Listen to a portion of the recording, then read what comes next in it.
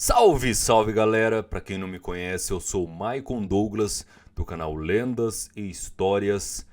E se você não é inscrito no canal, já se inscrevam, deixem o seu like, compartilhem para vocês estarem ouvindo as histórias de terror e lendas urbanas e muito mais aqui no canal. E bora para o vídeo de hoje. E o tema do vídeo de hoje é reencarnação. E a história de hoje é mais ou menos isso. Quando chega a hora da morte, o anjo encarregado de cortar o fio da existência atende à cabeceira do marimbudo.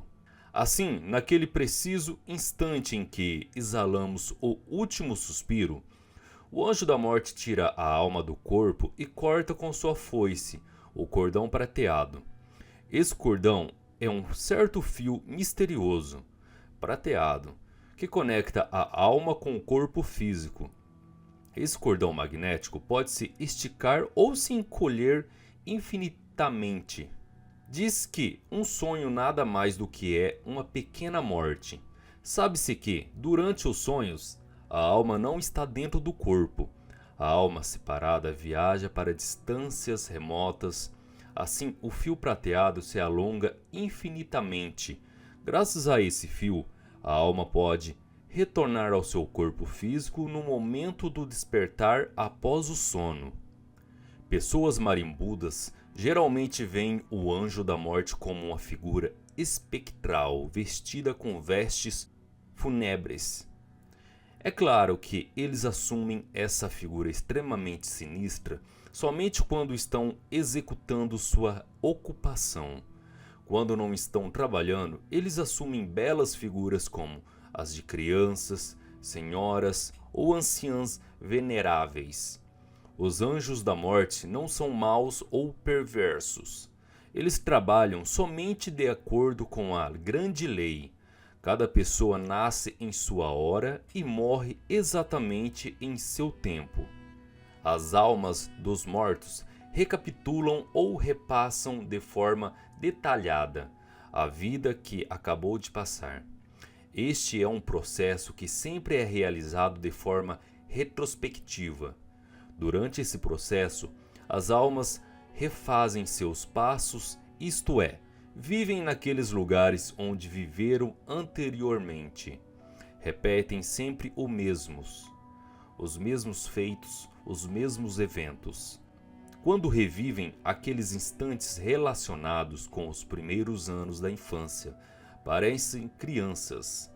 É óbvio que uma vez que sua vida é repassada exatamente como aconteceu, eles então se apresentam diante dos senhores do karma, diante dos tribunais da lei, prontos para serem julgados.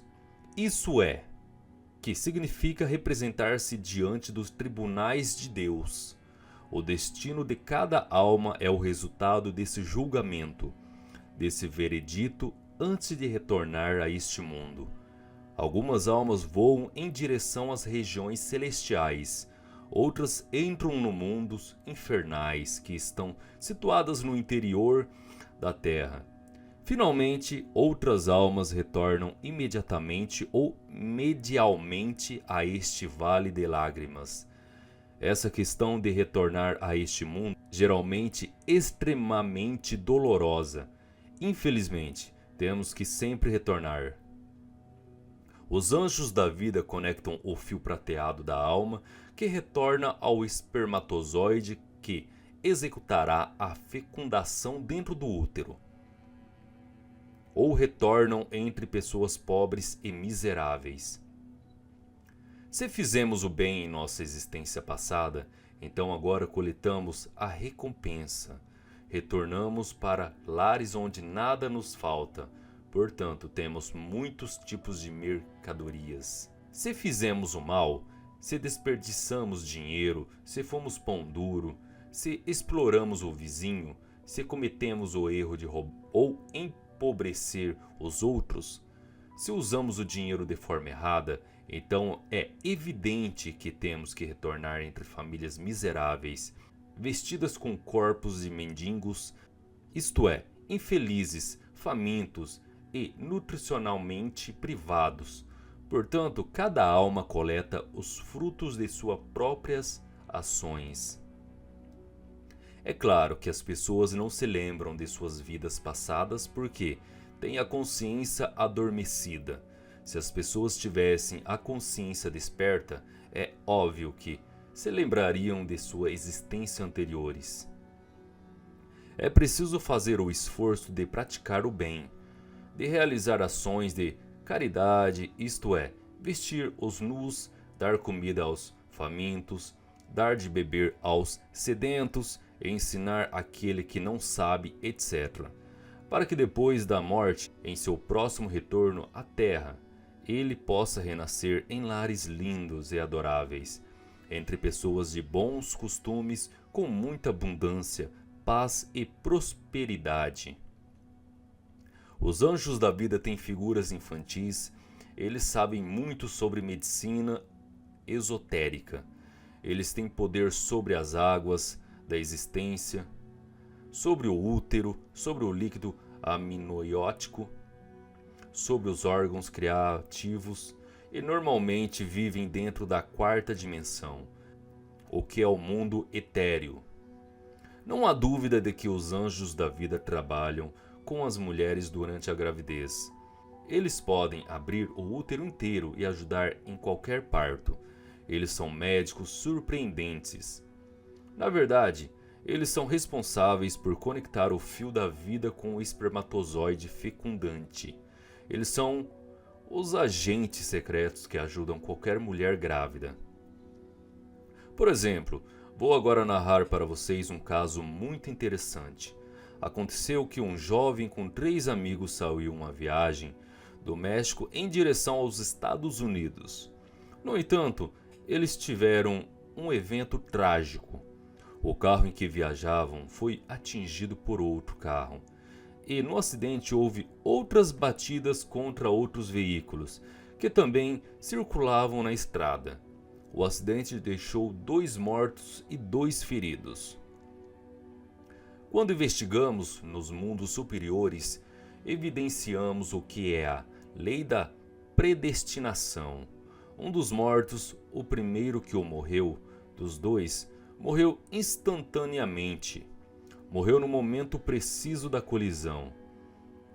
O outro sofreu queimaduras de 3º grau e, após 20 dias de agonia, exalou seu último suspiro. O terceiro era o condutor do veículo, que só teve uma luxação no braço e um pequeno ferimento na perna. O último, o quarto, só sofreu um ferimento leve na cabeça.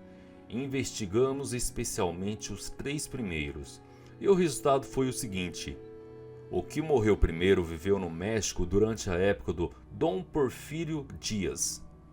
Estava claro que ele era um homem muito poderoso, rico, um grande proprietário de terras despótico, que gostava de atropelar os trabalhadores pobres, lançando seus cavalos contra os camponeses nas estradas, etc.